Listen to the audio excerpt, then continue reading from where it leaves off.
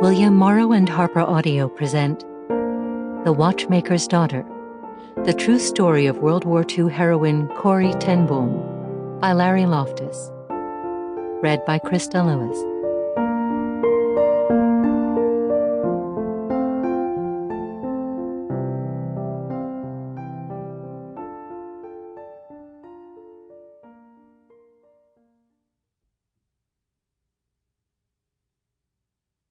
A note before we begin.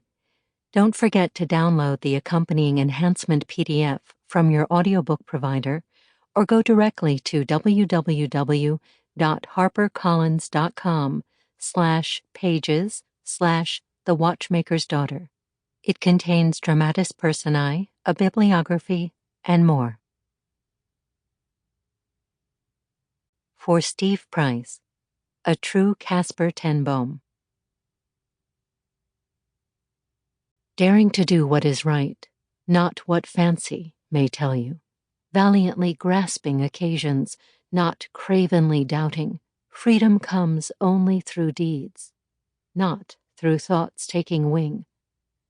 Faint not nor fear, but go out to the storm and the action, trusting in God, whose commandment you faithfully follow.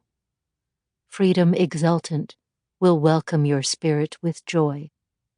Dietrich Bonhoeffer. Prologue. He cut an imposing figure. Handsome and broad-shouldered, Lieutenant Hans Rams looked chiseled in his German uniform, and his erect posture and placid expression suggested a model Nazi soldier. But he was more than an SS officer supervising a prison. He was the military judge who would decide Corrie's fate. In essence, Rams was judge, jury, and executioner.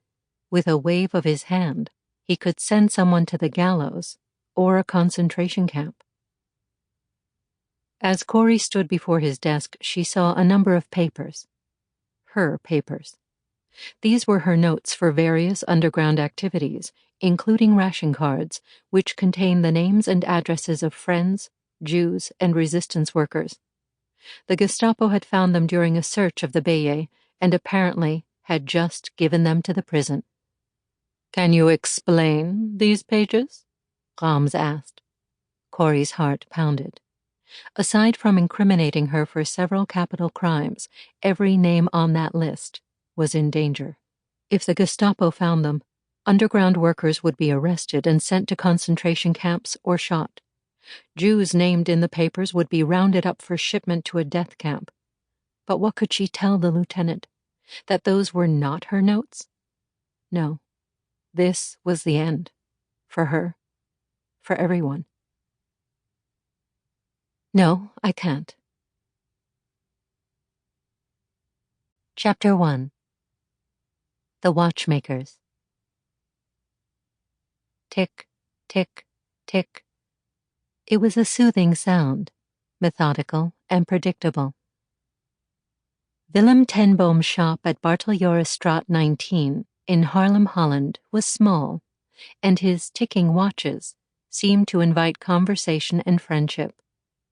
He had rented the house in 1837 to launch his watchmaking venture, a dramatic break from his father's gardening trade. Like most buildings in town, the first floor housed the business, while the second and third floors provided residential quarters. In 1841, Willem married Gertrude van Gogh, and 3 years later, something unusual happened at the WWII, as the ten Boom residence came to be known.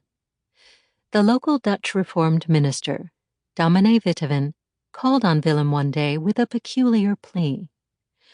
"You know the scriptures tell us to pray for the peace of Jerusalem and the blessing of the Jews." It was an odd request at the time.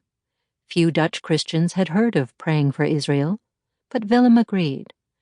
"I have always loved God's ancient people," he told Witteveen. "They gave us our Bible and our Savior." With Sample complete. Ready to continue?